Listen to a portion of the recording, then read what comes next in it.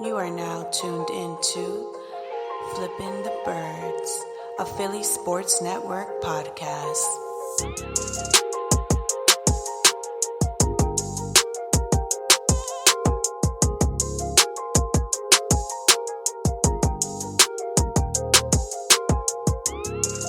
What's going on, Eagles fans? Welcome on to episode 5 of Flippin' the Birds. I'm Brian Cameron alongside Chris Infante. How you feeling, brother? I'm feeling better now that we have a win. Yeah, it was Finally. 24-10, right? If I'm not mistaken. 24-10 over Nick Foles and the Jaguars, even though he didn't play. But you see what happens? He goes to another team and they start losing, and we got Wentz and we start winning. So I guess we kept the better quarterback. We definitely did. But speaking about losing, we did lose Kessler to a concussion due to the blown assignment or the blown adjustment from him at the line. Well, yeah, it was more like Peterson said. Doug Peterson, he let me get the quote for you right now. He was pretty disappointed with how Kessler took that sack. It was Dillard. I don't think was it Dillard's fault because he hasn't really let up the pressure at all.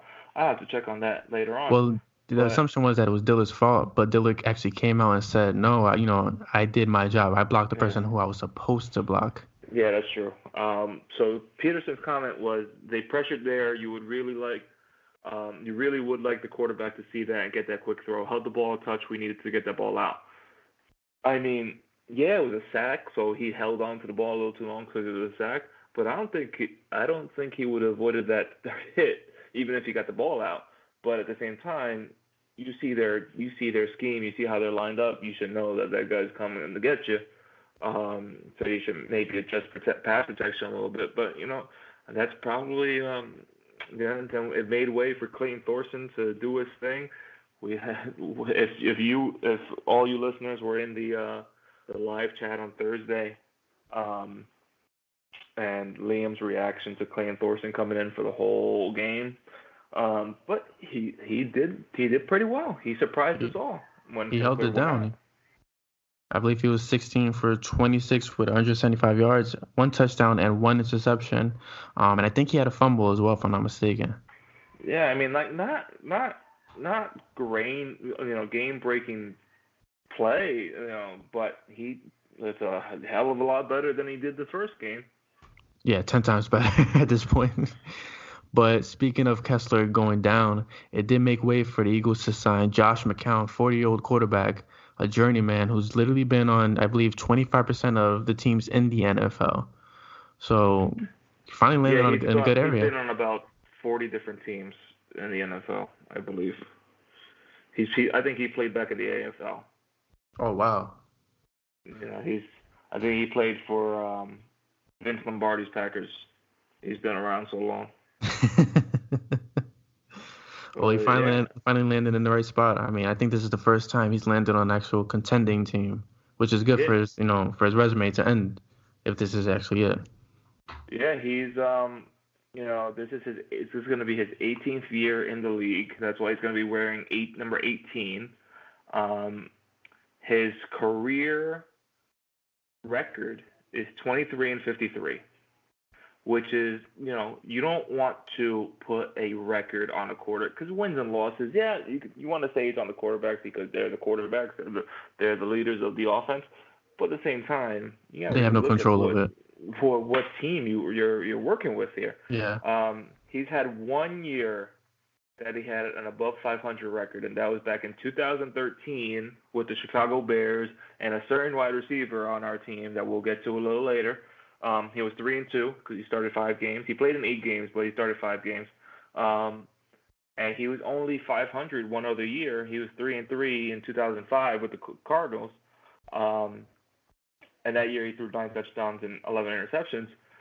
But you take that 6-5 record out of the equation. His whole entire career is now 17 wins and 48 losses. So, I mean, people look at this signing like, and this is the only thing I'm going to say about it, this issue. People are going to look at this and say, we should have got Kaepernick. Why are we getting a 4-year-old out of retirement? You guys are saying that like he hasn't played in years. He was just in the league last year. Yep. Yeah, he played 3 games. He started 3 games because he was a bridge for a rookie, and Sam Darnold. But he was still in the quarterback rooms. He was still in practice every day. He was still training every day. He just finished his season back in December. You know, it's not like he's been out for 3 years, coming up on 3 years, and training, quote unquote, at 5:30 a.m. every day in the gym and on the field in shorts and not in pads and not against defenses. He's been in it, and he's a well-respected veteran throughout the league. You look around right now, he steps into a situation where he's probably the best backup quarterback in the whole league right now. Possibly, and the NFL nowadays, it's a what have you done for me lately league. At the end of the day, it is a business, and Kaepernick hasn't done anything lately to show what he can do on the field, and it's unfortunate because he's put in the precedents that he's in. But my opinion is just let's move forward. We have our starting quarterback, we have our backup quarterback, we have our team ready for the season. Let's just move forward. Right. Let's not make it more than it is. This is purely a football decision, and the Eagles felt more comfortable with someone who was just there. Last year with the Jets, he only started 3 games. He was 0-3, 1 touchdown, 4 interceptions. But the year before, he went 5-8 with the Jets in 13 games, 18 touchdowns and 9 interceptions. So I don't think it was really his fault that he went 5-8. Yeah. The year before with Cleveland, when he was with the Browns for 2 years, 6 touchdowns, 6 interceptions, 0-3. Year before, 1-7, 12 touchdowns, 4 interceptions for the Browns. 12 touchdowns and 4 interceptions for the Browns, and that led to 1-7.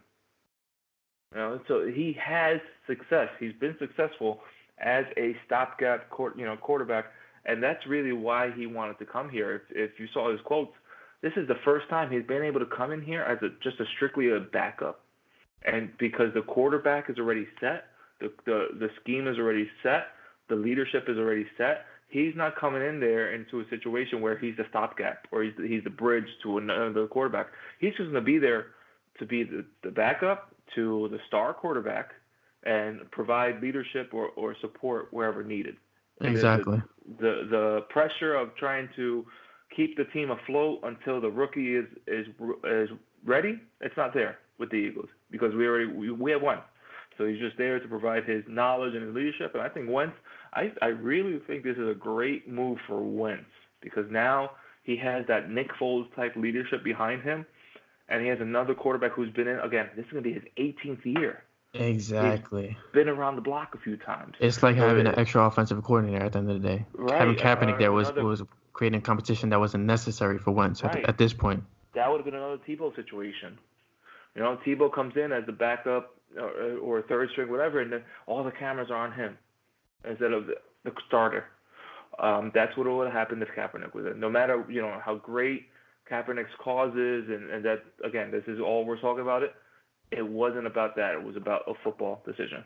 Correct. That's it. And it was also probably to up the hair game in the Eagles. We didn't. Have you seen McCown? I saw the pictures today. He got nice slick to the side. He's working with a nice little cut up there, a nice high fade looks like, and into a comb over, and looks nice and slick. Yeah, I unfortunately cannot agree or say anything about hair because I unfortunately do not have hair except on my beard. I'm in the same boat. Like I actually just got a haircut yesterday, skin fade, all the way down to the skin. Not quite as bald as you, but I got some hair. But you can't pull it. So I'm envious of Josh McCown's hair. I'm envious of Liam Jenkins' hair. I'm really envious of anybody who has hair because when I grow out my hair, it's messy. It's all you see. Like I'm only 30, and you see grays everywhere, and it's just because the stress of just teaching kids and being in traffic and driving in traffic. Just that stress just wears on you. So when my beard, when it's grown out, all you see is gray. My hair, when it's combed back, when I actually have hair, all you see is gray. And I'm only 30. I've had parents come up to me like, talking to me about teaching their kids and stuff. They're, oh, how old are you? I'm like, oh, I'm 30. They're like, wow, we thought you were in your 40s. I'm like, oh, okay. All right, thanks. The disrespect. What am I supposed to say to that? Oh, fuck off. It's just, I don't know, but it is what it is. Us Puerto Ricans, we age pretty quickly, but at the same time, we age like fine wine. And I completely agree with that. So speaking about hair, let's talk about some hair-raising moments in last week's game from Miles Sanders, who rushed for had 5 rushes for 31 yards, 6.2 yards per carry. He started off the game with a 12-yard run and followed up later on with a 16-yard run, and it was good flashes. I mean, it was really good to see that. I don't know if you agree with me or not. No, yeah, especially, I know the Jaguars weren't really playing their first-team defense, but at the same time, Jaguars still have a pretty good depth, and they have good defense all around. Absolutely. So to see Sanders do that, and you could say the first game he was definitely nervous. So we can't really, it was preseason. It's still preseason anyway, but, it's, you can definitely talk up the first game and how he performed in the first game. Just the jitters. It's his first game of his career. But now he really showed what he could do. And he showed why the Eagles spent a second-round pick on him. And just the average 6 yards of carry, I don't care what game you're playing in, 6 yards of carry, that's pretty good. That's really good. And the big thing about it was that he was playing behind a backup offensive line, which is a bigger testament to Big V look good in the guard spot. Mailata kind of picked up the slack from last week, and Dillard is Dillard. Like you can expect greatness from Dillard at this point. All those Bud Light commercials last year, Dilly, that was just forecasting our new left tackle of the future, Dilly Dillard. I think that's going on a shirt. That should. Dilly Dillard. There we go. We got to get that on a shirt, Dilly Dillard. Because it's every time he pancakes someone, we should just start this trend. Every time Dillard pancakes someone in a game, the whole crowd just yells out Dilly. Yeah. Man, we got to get that going. And I completely agree. If you're listening right now, if you agree with us, tweet at us. Say you're on board for Dilly Dillard. Hashtag Dilly Dillard. Let's get that trending. And another thing about the offensive line, if I'm not mistaken, I was reading, they only allowed 1 pressure throughout the whole game. Our offensive line is so great. It's the backup, though. That's the mind-blowing part about all this. That's the backups. So imagine when the starters come in. Oh, man. You're having a moment. Yeah, I gotta relax. Relax. I gotta cool down. Throw some water on me. So, speaking of running backs, all of our running backs pretty much had a pretty good game, except for Josh Adams and Wendell Smallwood. Wendell Smallwood, 3 rushes for 3 yards. Josh Adams, 5 rushes for 7 yards. Josh Adams had a touchdown, but if you're averaging 1.4 yards a carry, that's not even a LeGarrette Blount role.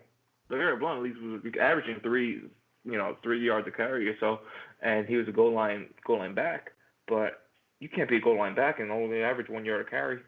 Exactly, and actually Pumphrey looked pretty good. I don't think that there's a chance in hell that Pumphrey makes the roster, but he looked pretty good, and the Boston Scott as well. I don't think Pumphrey.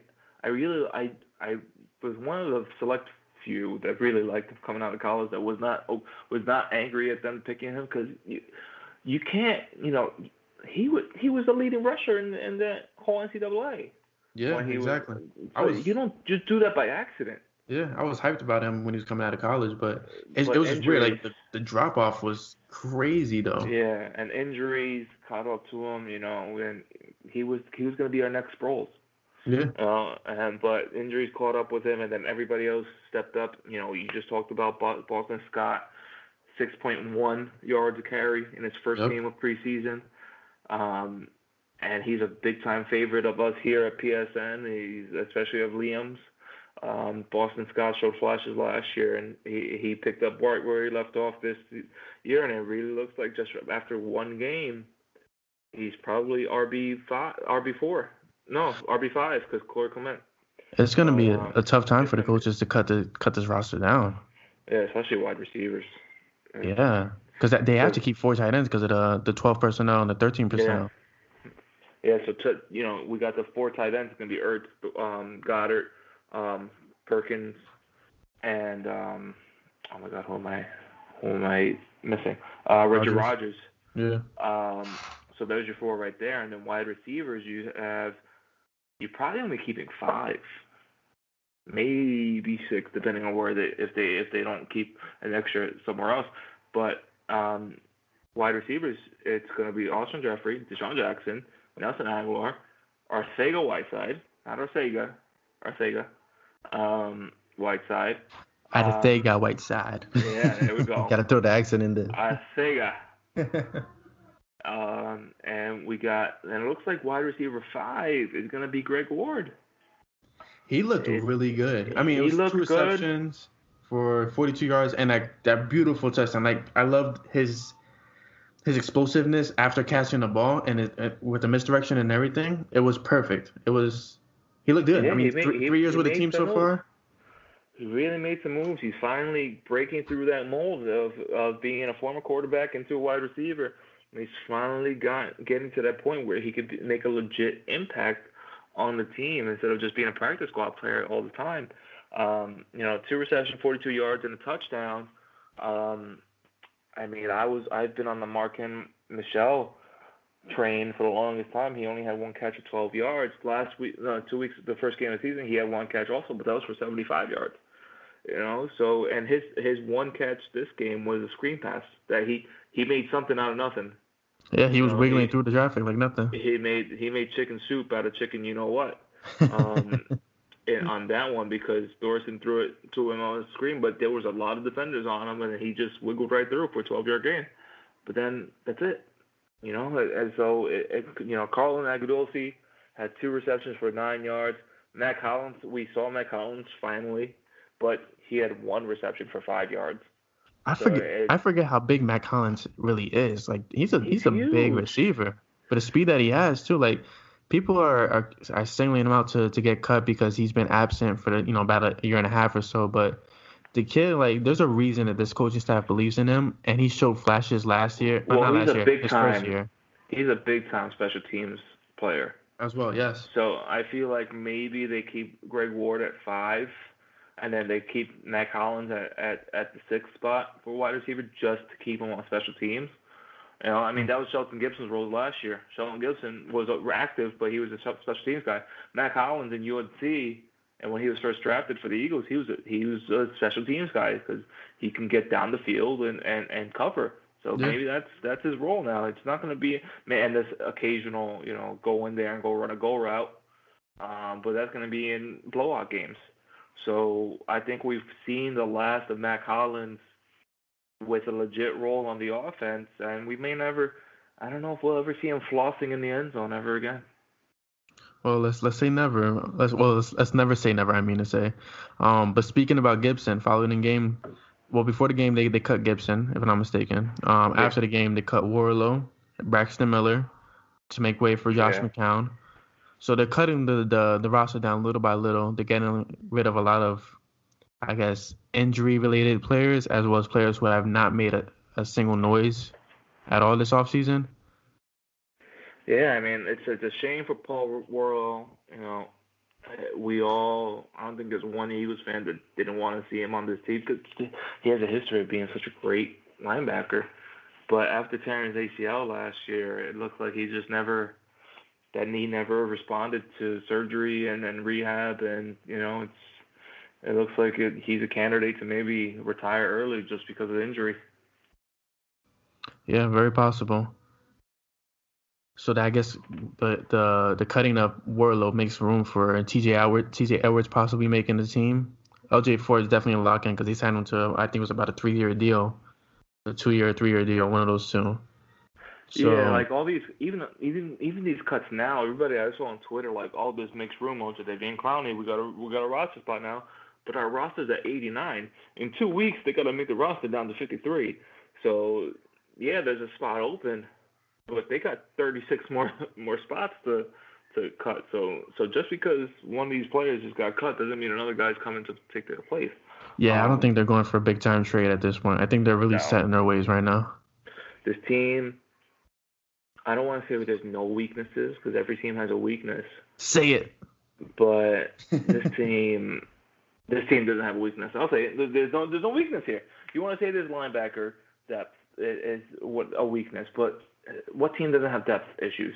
Nigel Bradham is a stud. He's an absolute stud. And after like week 3, week 4 of the season, we're gonna get Grugier Hill back, and he's a stud. And for that, until then, Jerry showed some good signs last game.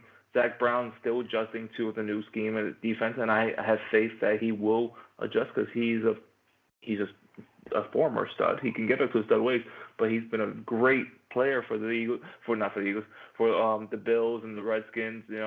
He's great against the run, very good against the run. Alex Singleton has been showing off. Well, speaking of your boy Alex Singleton, you noticed that he had, I think, about 6 tackles on Thursday night. And he had a couple tackles for loss.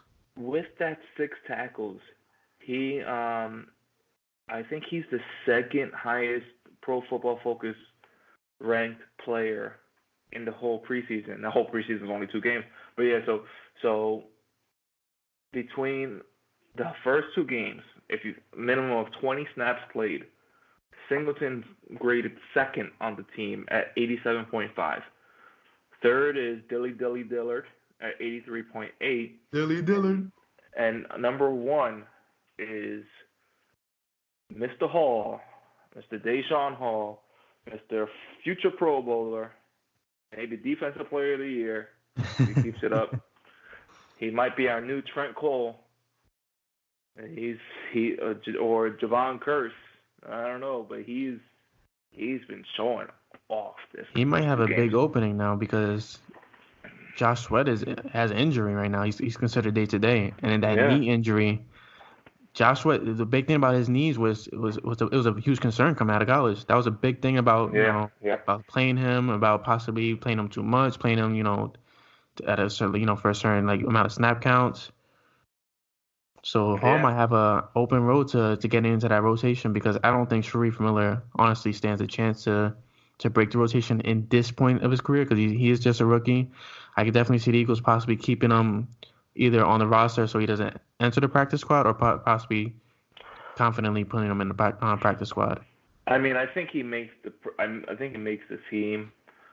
Just looking at the defensive end position right now, you got Brandon Graham, Derek Barnett are your surefire. Excuse me, I just burped on podcast. Brandon Graham, Derek Barnett, surefire starters on the defense. And shame on you, Elliott Shore-Parks. Shame on you for suggesting you would trade Derek Barnett straight up for Jadeveon Clowney. Shame on you. Never. Yeah, Barnett's going to be a stud for years to come. Your hot takes are just getting ridiculous at this point. But anyways, so back up to Derek Barnett right now is Vinny Curry.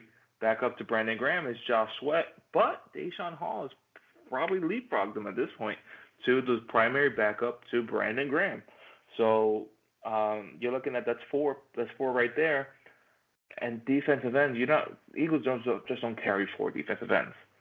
So you're looking at the other ones are now Sweat, Miller, Eli Harold, who we just got last week, and Kasim Edebali, who we just got last week too. So if you're looking at a 6 rotation, you're looking at Barnett, Curry, Miller, Sweat, Graham, and Hall. It was Eli Harold and Edebali on the outside looking in. But if Sweat's knee is a little more concerning, you could see him going on to IR with the designation to return. Yeah, I definitely see that happening. And then Eli Harold or Kasim Edebali taking over that 6th spot. Because as we all know, this defensive end rotation, it's complete. It's just a revolving door just to keep everybody fresh.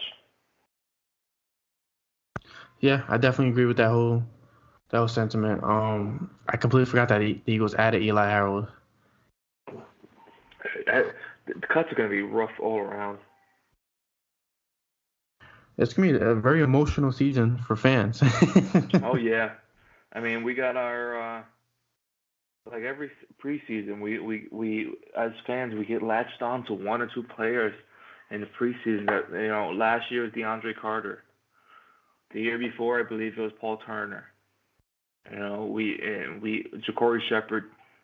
We get on. I think this year was also Jay Liggins. Jay Liggins, a lot of people wanted to see him make the team. And when I was reading down those grades of the season, so preseason so far, he's actually the fourth highest rated from Pro Football Focus this preseason at 83.4, but he just got cut. In the whole league? No, top 5 Eagles. Okay. So he's been our best corner because you got edge rusher Deshaun Hall, linebacker Singleton, offensive tackle Dillard, and then cornerback Jay Liggins. He was our best corner in the preseason so far, and the Eagles cut him. So,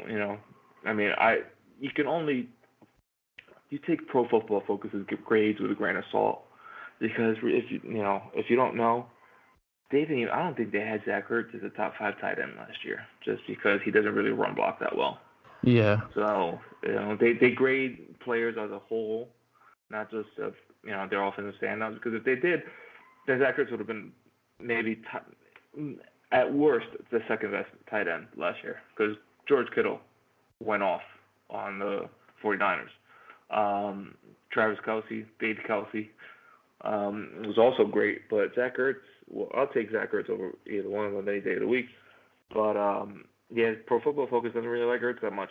So you look at these grades and you can pick and choose what you want to use. But still, Jay Liggins was a top 4 player for us this preseason, and he's cut. So there's a fan favorite there, but we can't. If you haven't learned not to get emotionally attached to a player on the Eagles, you haven't learned anything. You're new to the team then. Because as Eagles fans, we get emotionally attached to players, and then they just leave. Very true. Especially during the Chip Kelly era. Very, very true. Especially us at PSN. Yeah, I still have my McCoy jersey upstairs. I still have my Macklin jersey. My wife still has her Deshaun Jackson jersey, which she just dusted off to get it ready for this season.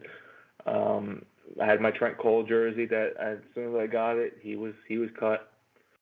It was a rough few years.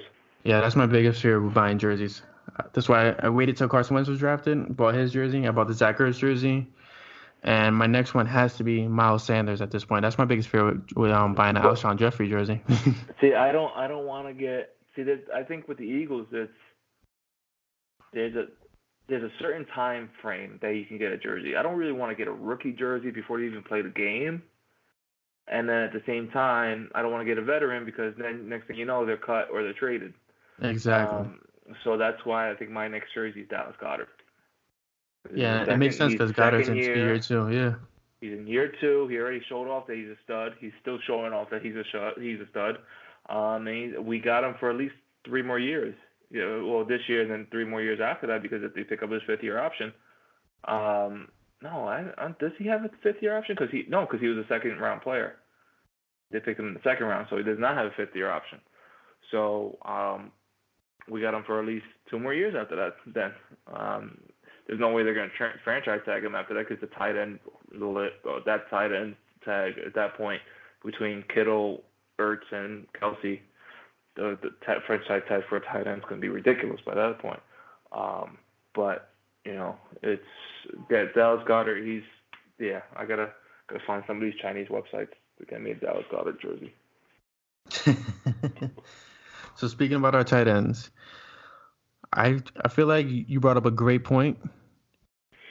I think we're gonna do something that nobody's really done so far in podcasts with the Philadelphia Eagles and possibly the NFC East. So with this one, we're actually gonna take positional rankings for the whole entire NFC East on whose team is the best at what group and so on and so on. Yeah, so what we're going to do is we're going to break down every positional group in the NFC East. We're going to give our opinion.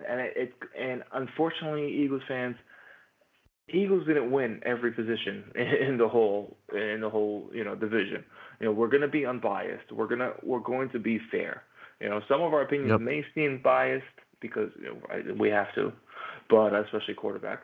But, we're going to do our best to stay unbiased because, yes, we're Eagles fans, but we're also football fans. And you need to respect, as much as you hate respecting a player on another team, especially as a team in your division, if you're a football fan, you could recognize greatness.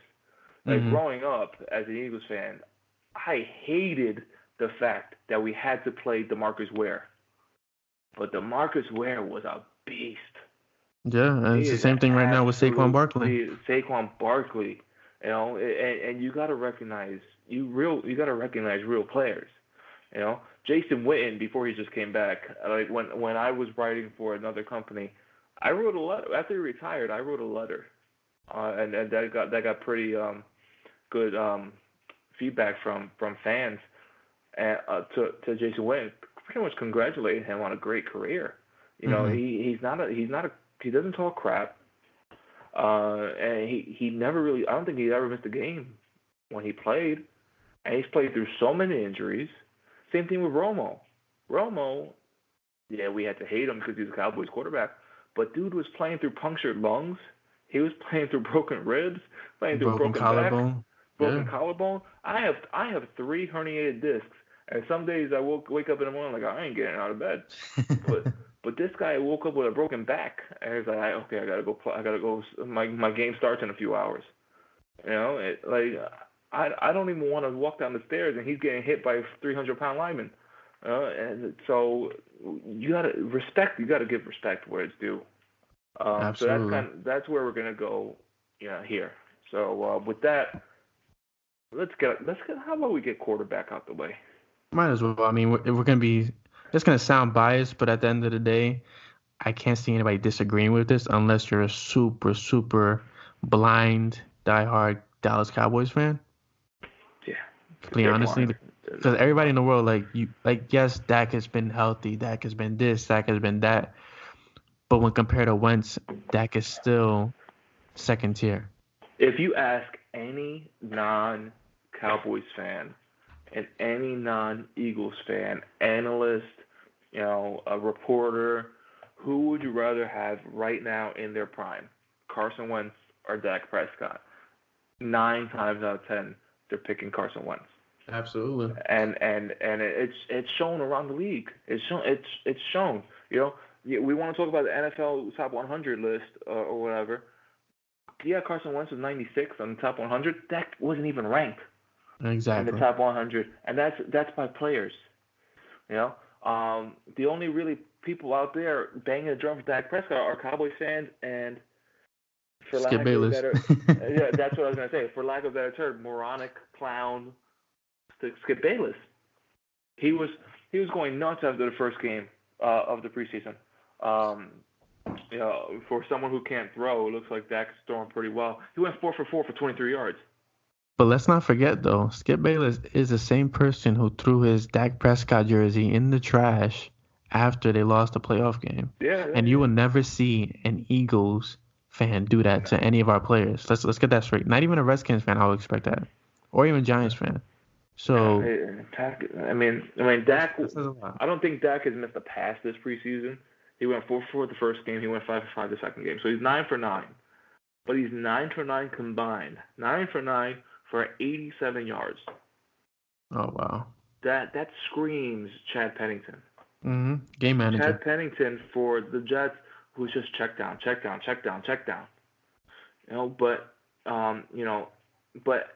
when we look at the whole group, Cowboys. All right, Dak is maybe a step down from Wentz, but when you look at his depth, Cooper Rush, Mike White, Eagles got. Nate Sudfeld would be a great number 2. I know he's hurt, but now we just got Josh McCown in the QB. So when you're looking at Carson Wentz, QB1, Josh McCown, QB2, Nate Sudfeld, QB3, that's a pretty strong group. But then you look at the Redskins. Colt McCoy hasn't even played yet because he's still recovering from a broken leg. Case Keenum, the last time Case Keenum faced the Eagles was a 38-7 drubbing in the playoffs. Alex Smith, who's still injured. Alex Smith, who's still injured. He's not going to play at all this year.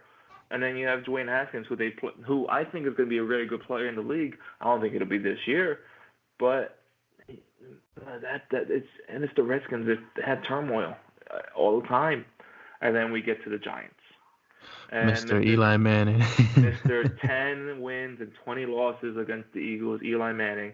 Then you got Mr. very, very overdrafted Daniel Jones, who I'll give him credit. He's looked pretty good this preseason.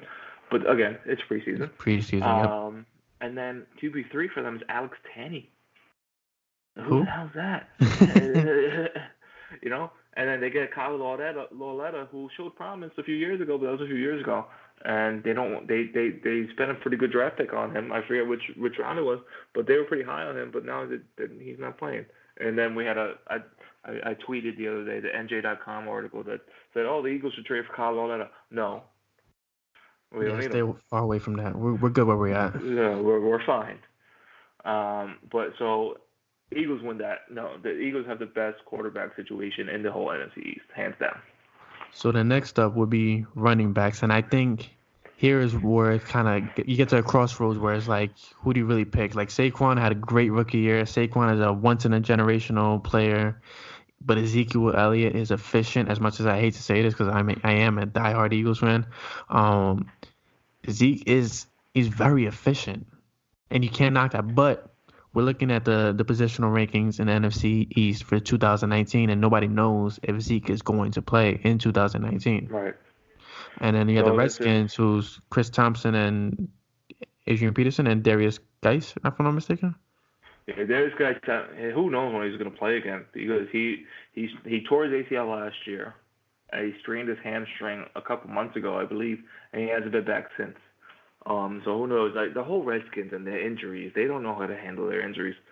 But when you look at Zeke's rookie year, he was rookie of the year, 1,631 yards, averaging 108.7 yards a game.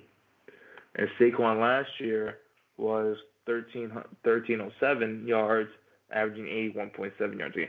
Like I hate giving Cowboys players any credit, but if Zeke is playing this year, they have the best running back group in the division. Yeah, hands down. Tony, everything that I've been seeing about Tony Pollard, and has been, I don't want to say making Cowboys fans forget about the Zeke situation, because there's no Cowboys fan that it would be smart enough to forget about the Zeke situation. But Tony Pollard's been looking pretty good, looking so good that Jerry Jones, and we'll play the clip, is all like, Zeke who? When asked about the situation. And if you're Ezekiel Elliott, you just play that sound during negotiations. And like, Yeah, I'm asking for a trade at that point, completely honest. and like, you wanna play with me like that? So here's our owner saying, Zeke who? Zeke who? You mean the guy that had 1,400 yards and led the league last year in rushing?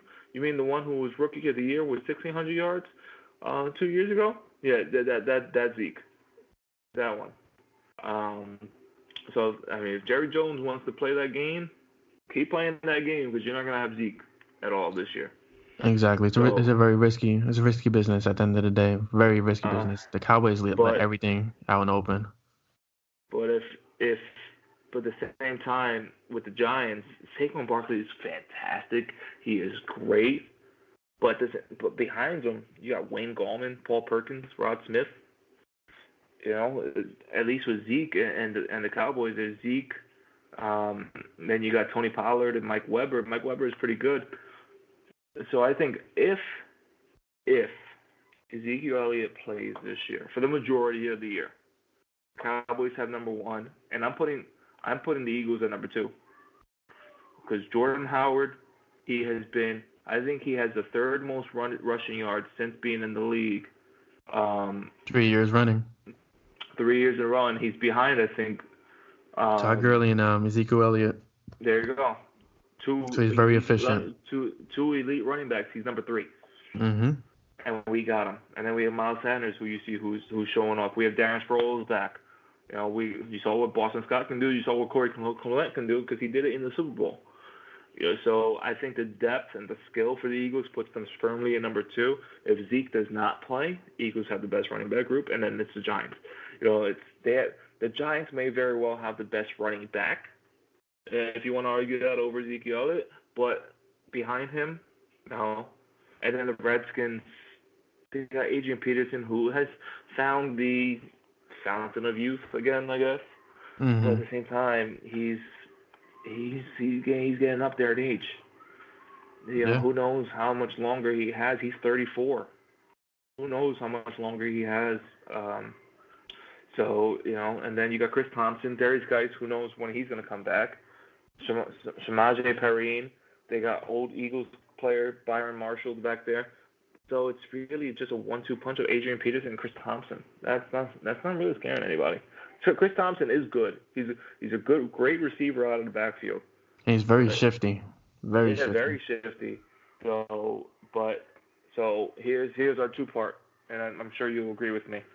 If Zeke plays, Cowboys 1, Eagles 2, Giants 3, Redskins 4.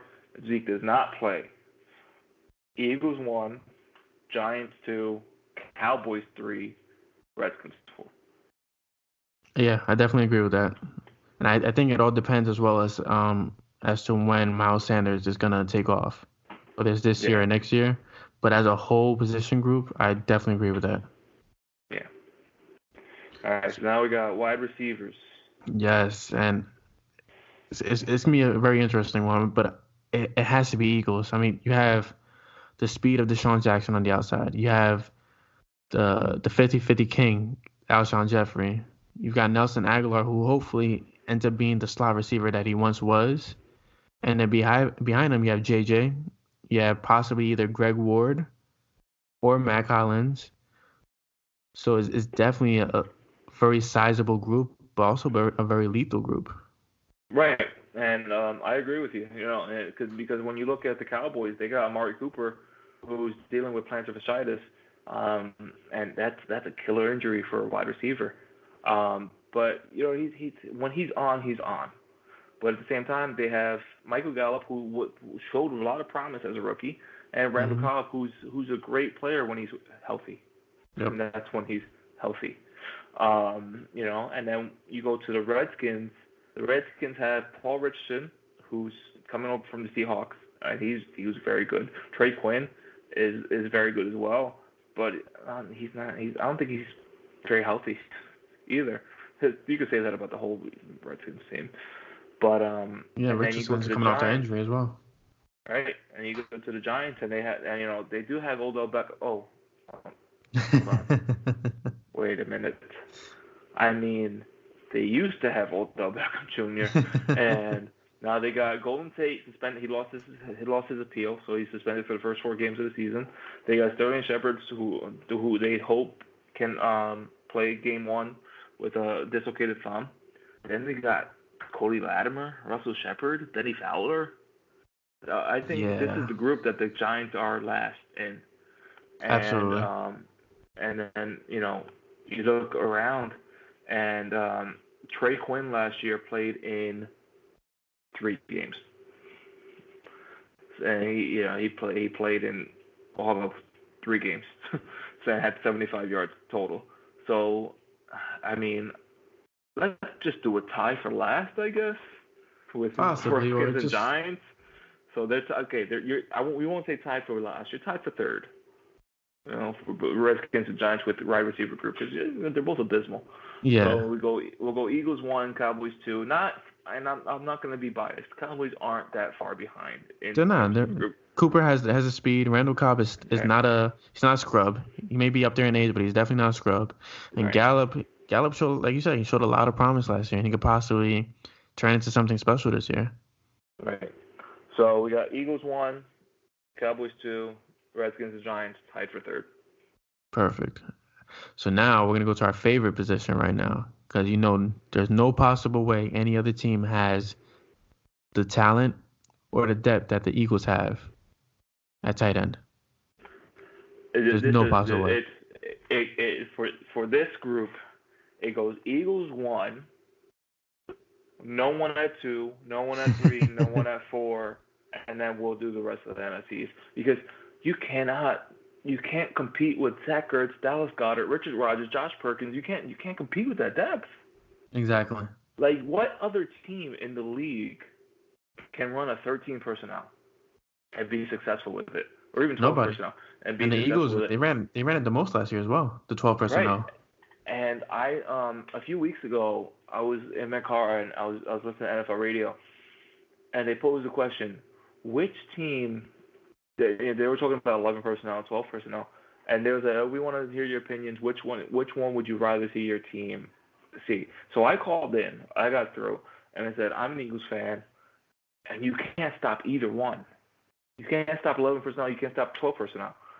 And they both agreed. That's the one team we were looking at. Like, who are you guarding in 12 personnel? Who are you guarding in 11 personnel?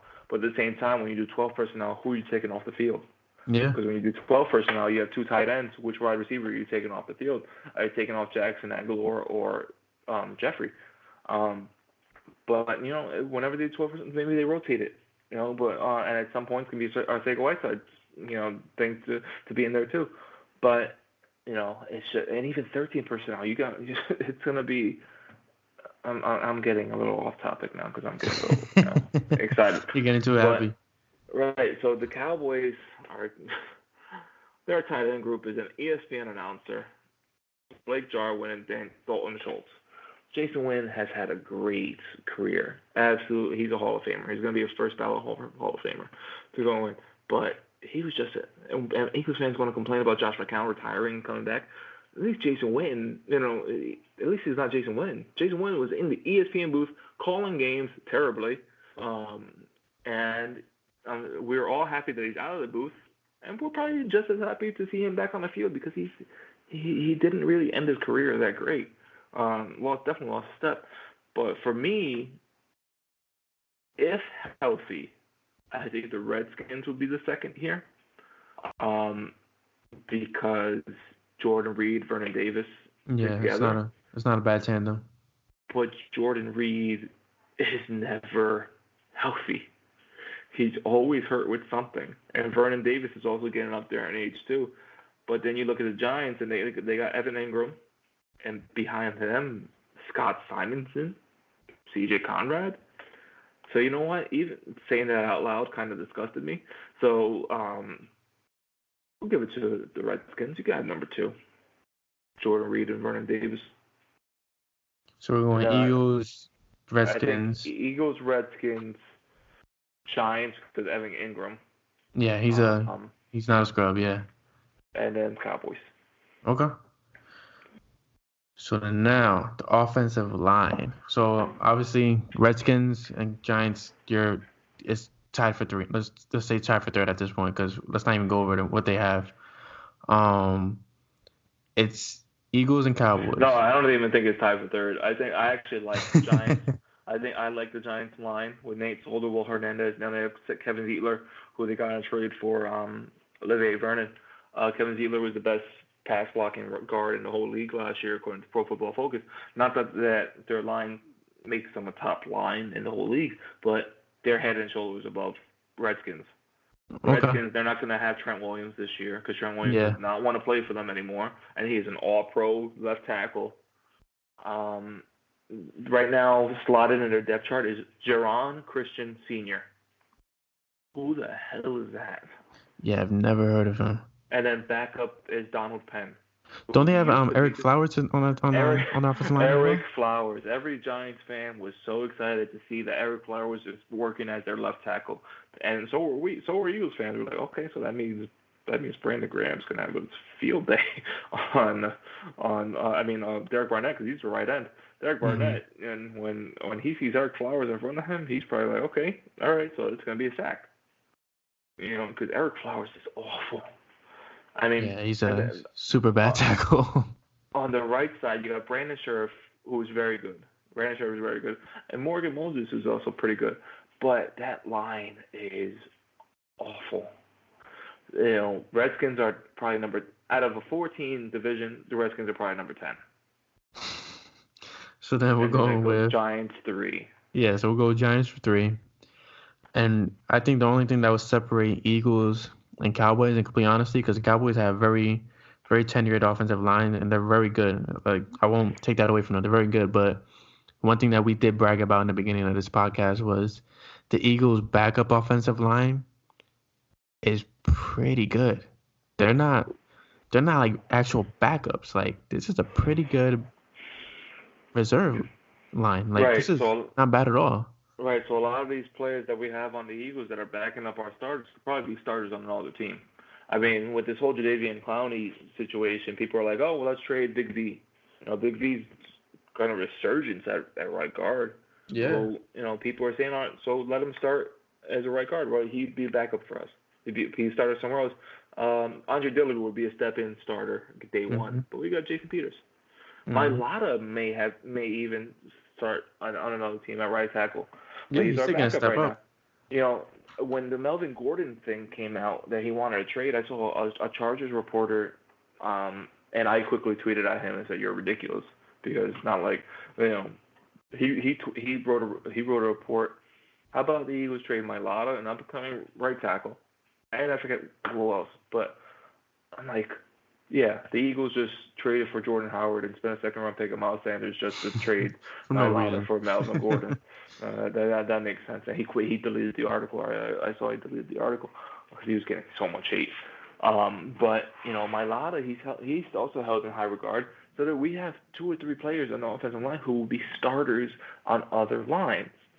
Whereas the Cowboys, they have a great starting lineup, but it's not without questions. I mean, we have our questions too, but Tyron Smith, he's been hurt. He's been banged up a lot lately. Travis Frederick is coming off that. He didn't play much, if at all, last year. He had a disease that kept him out the whole year. Zach Martin was hurt a lot as well. And then you're looking at Colin Williams, who I think is a second-year player now. I don't know if he was rookie last year or the year before. And Lyle Collins, who would have been a top first-round pick, if not for, I think it was drugs that came out or something or so. And then I think he went undrafted. Then he signed with the Cowboys. So, yeah, your starting lineups are very, very good. They're elite even. But the backups, Cameron Fleming, Connor McGovern, Joe Looney, it's a big drop-off. Suafilo, Cameron Fleming is the tackle, backup for both left and right tackle. Whereas it's a huge drop-off afterwards. Right. The Eagles, we got the bodyguard at left tackle, Seumalo at left guard, Kelsey, Brandon Brooks, Lane Johnson. I'd say the only deficiency we have is backup center. Because we have seen Wisniewski so far this preseason, and he does not know how to snap the football. He has not been good. So, I mean, he's more of a guard than a center. So that's probably because you got Brandon Brooks, and if he goes down, we got Big V, who we just said is doing great. And I think that's why they keep Big V around, because Seumalo is technically our backup center, or our center of the future. Yeah. So you got to keep Big V around to throw him in the left guard or right guard, possibly if Brooks isn't the same player, which I highly doubt he won't be. Right. Not only do we have the depth, but we have the versatility there. Lane Johnson and Jason Peters are really the only, and Jason Kelsey are really the only ones that you could keep wherever they are. Brandon Brooks, he could be left or right. Isaac Seumalo, left guard, center. Big V, right tackle, right guard, left guard. Wisniewski, center, guard. Dillard is going to be the left tackle. He's not going to go anywhere else. But we've got the depth and the versatility, and that's what puts this offensive line over the edge of the Cowboys. The Cowboys and Eagles both have great offensive lines, but the Eagles are better. Yeah, they edge them out, and it's not only us saying this. I mean, they're ranked number 1 in Pro Football Focus. Yep. Yeah. You want to say what you want about Pro Football, but they know it. So that's definitely our unbiased opinion in regards to the offense. I'm thinking possibly save the defense for next week. Let's kind of split it up. That way we're not overwhelming them with the positional rankings. Give them time to really feed off of this. See what they got to say about it. So far we have the Eagles have won every single group in the offense except for running back. But that's conditional though. If Zeke doesn't play, then the Eagles got it. Correct. So just to recap quickly, we think the Eagles have the best quarterback in the division. We think they have the second best running back room in the division. If Zeke doesn't play, then they have the best. We think they have the wide receiver group in the division. We think they have by far the best tight end group in the division, and we think they have the best offensive line group in the position. And for quarterbacks, we think Cowboys are second. For running backs, we'd be second behind Zeke. But if Zeke doesn't play, Eagles first, Giants second. Wide receivers would be Eagles, Cowboys. Offensive line would be Eagles, Cowboys. Tight end would be Eagles, Redskins. So Correct. And this is a focus on the group as a whole, not just one not player. We're talking starters. about the backups, who's coming in, third down running backs, but things of that instance. Right. So with all that, speaking of offensive players, one of our offensive players just was reunited with a player of his from his older career, and this is going to lead into our trivia question for our next giveaway. Because last week we challenged all of you. We challenged all of you to get us up to 300 followers because we reached 200 going into last week's episode. That's why we did our contest then. But we said, you know what? If we get to 300 by this recording, let's do 2 giveaways. Why not? Because as much as I love Eagles fans, I didn't think we'd get to 300. Did you? I did not think we'll get there so quickly, I'll say. Right. The aspirations were definitely there to succeed, get to that level, but it was weird how it blew up. It was, I think, almost like 100-something followers in one day, if I'm not mistaken. Because we went from 135 to 200. So that's 65 people that followed us within a week. To go from last week to now, we needed, I think, going in after the podcast, we were, I think, like 214, 213, 214. So we needed 83, 84, 85, 86 followers between last Sunday and now. And now,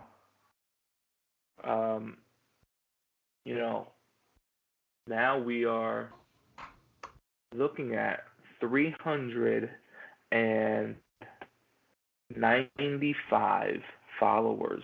395. That's wild. From 5 off from 400, and we were just at 214 last week.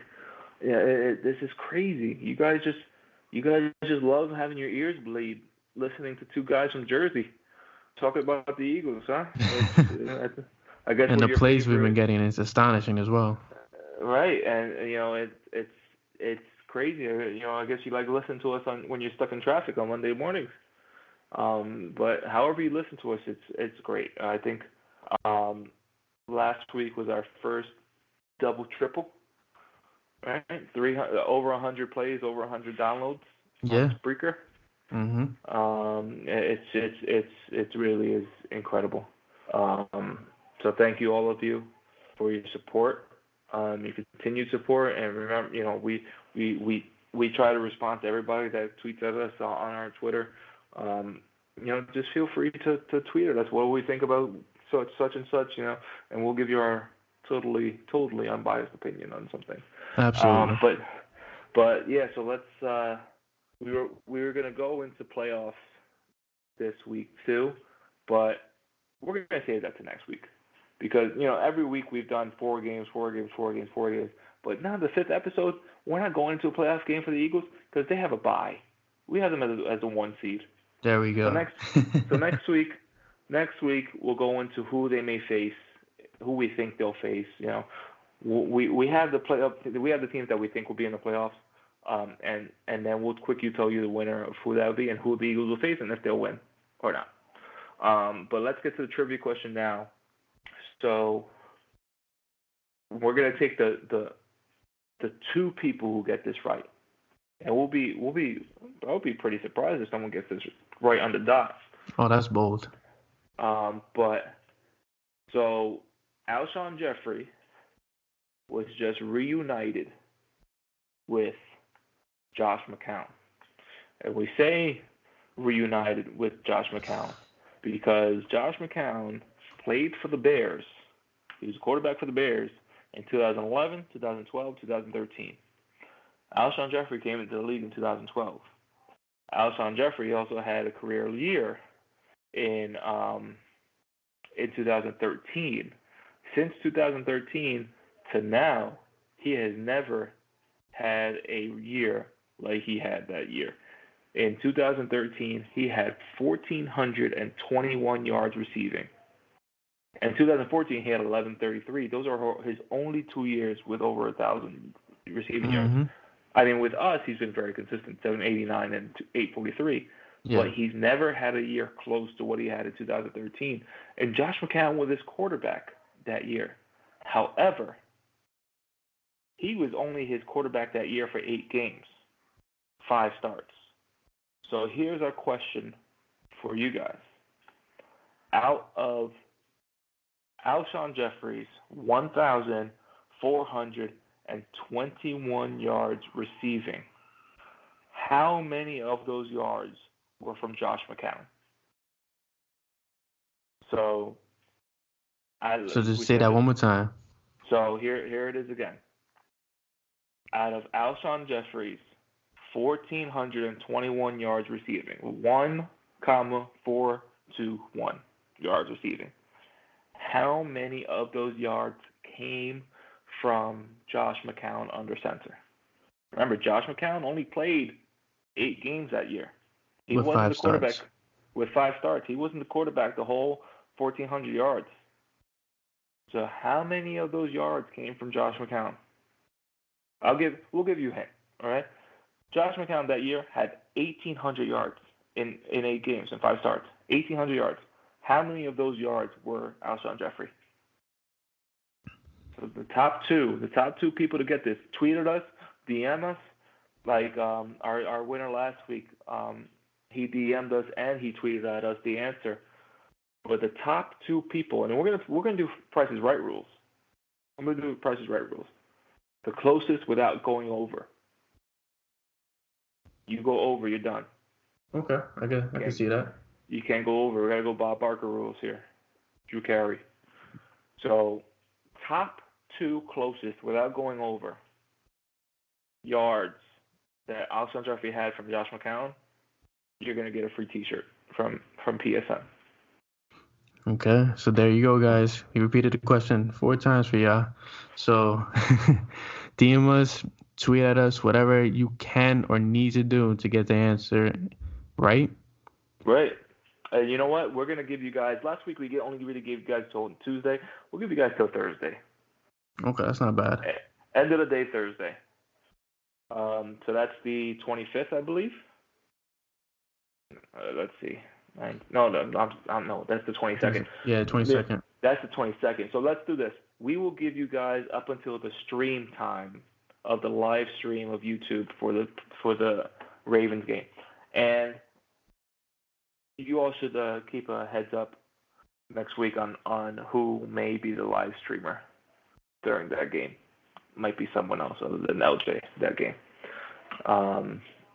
He might not look as good as LJ, but he might not have as good as hair as LJ. Oh my God! But you guys are still gonna have a good time if we're doing it.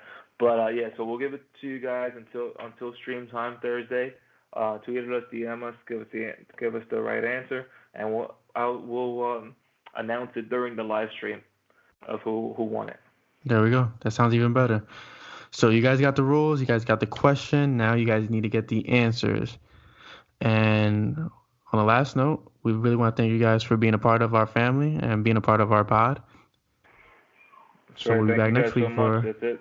It is a family. Eagles fans, we are all family. So we'll be back next week with the second half of our positional rankings. We'll be back with playoffs and anything that's coming out of training camp or practice or even next week's preseason game, because I think they have joint practices with the Ravens next week. And Doug Peterson said no live tackling, nothing of that sort. So it's me interesting to see how the defense responds to Lamar Jackson, how the Ravens respond to Carson. So it's gonna be a lot of hot takes to talk about. All right, it's definitely gonna be a great show next week, especially those of you that don't know. Brian and I, we've been podcasting away from each other.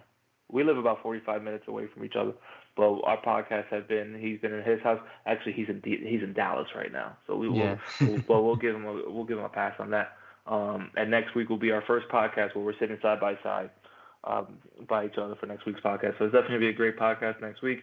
You definitely don't want to miss it.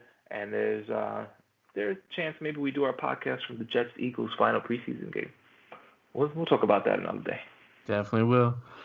So, other than that, thank you guys for everything, and we'll see you guys next week. That's right. Go Birds.